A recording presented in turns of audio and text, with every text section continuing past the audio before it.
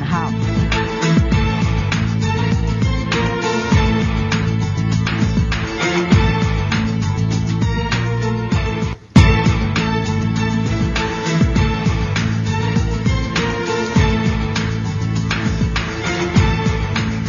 Assalamualaikum warahmatullahi wabarakatuh. Salam sejahtera.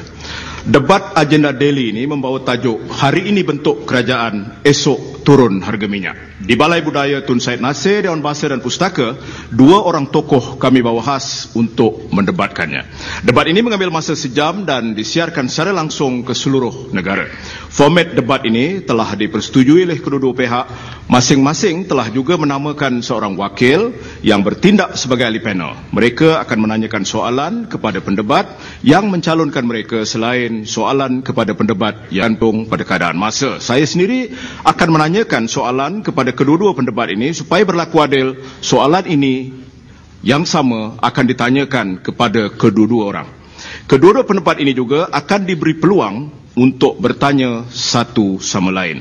Untuk pemula bicara atau opening statement, setiap tokoh akan diberikan masa 4 minit.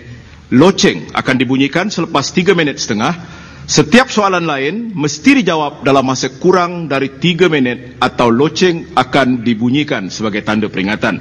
Setiap pendebat akan membuat penggulungan selama 3 minit. Saudara penonton yang saya hormati sekalian, tugas saya hanyalah sebagai pengantara, maka itu saya memohon kerjasama kedua-dua tokoh ini untuk mendebatkan isu ini secara terbuka, profesional dan beretika. Tanpa ragu-ragu, saya akan menegur mana-mana pihak ataupun pendebat yang menyimpang dari tajuk atau yang mengemukakan soal-soal yang tidak relevan dengan apa yang sepatutnya dibahaskan. Dengan penuh hormat, saya ingin memperkenalkan kedua-dua tokoh pendebat kita malam ini. Di sebelah di atas pentas itu yang berhormat Dato' Ahmad Sabri Cik, Menteri Penerangan Malaysia, dan di sebelah beliau ialah Dato' Sri Anwar Ibrahim, Penasihat Parti Keadilan Rakyat atau PKR. Dua orang tokoh yang menjadi wakil pendebat ialah di sebelah kanan saya Tan Sri Nordin Kardi, Naib Chancellor Universiti Utara Malaysia dan Presiden Persatuan Universiti Malaysia, dan di sebelah kiri saya bagi pihak Datuk Sri Anwar Ibrahim ialah Saudara Zulkifli Sulong dari Akhbar Siasat.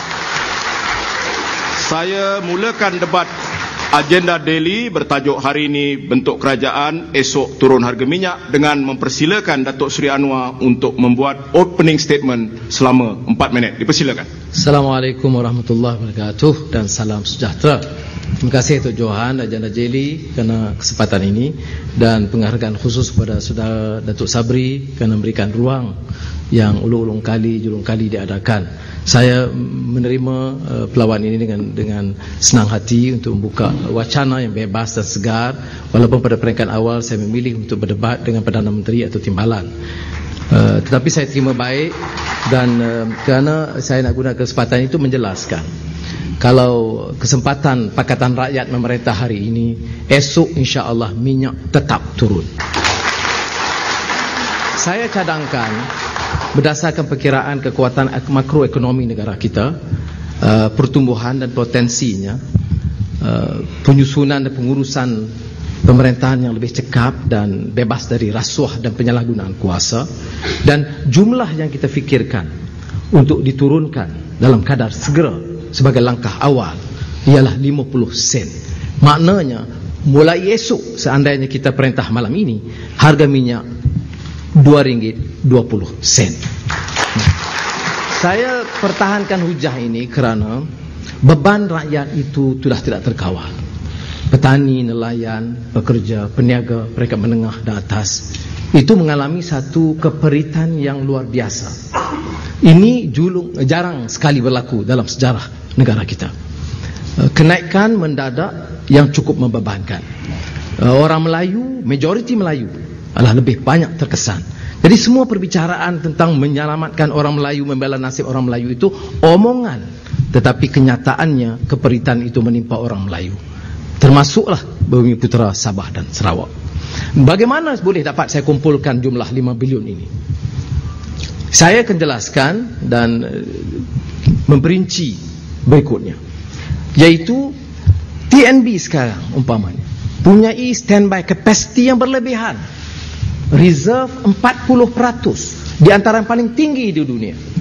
Siapa yang untung? IPP, jana kuasa bebas. Untungnya sudah bilion ringgit. Ada lagi jana capacity yang begitu besar. Mengapa harus kita berikan?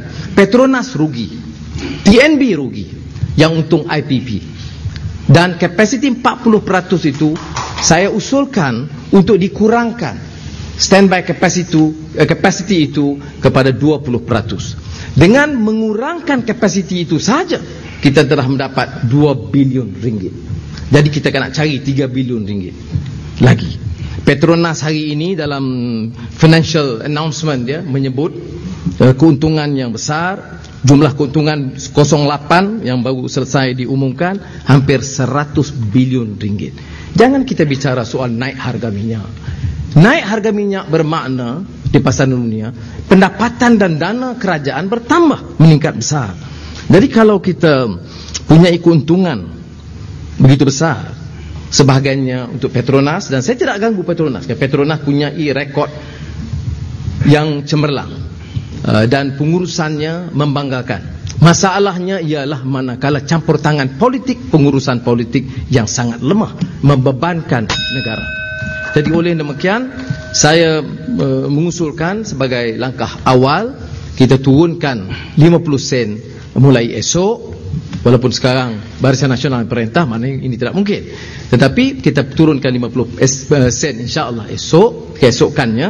Dan saya akan jelaskan dalam masa yang diberikan nanti bagaimana kita boleh cari 3 bilion ringgit untuk dana meringankan beban rakyat itu tidak terlalu besar. Kerugian dan tanggungan perwajar sahaja 13 bilion ringgit yang boleh ditampung oleh kerajaan. Mengapakah harus kita jadikan isu terlalu besar bila 3 bilion ringgit itu nak diagihkan kepada rakyat jelata? Terima kasih Datuk Seri.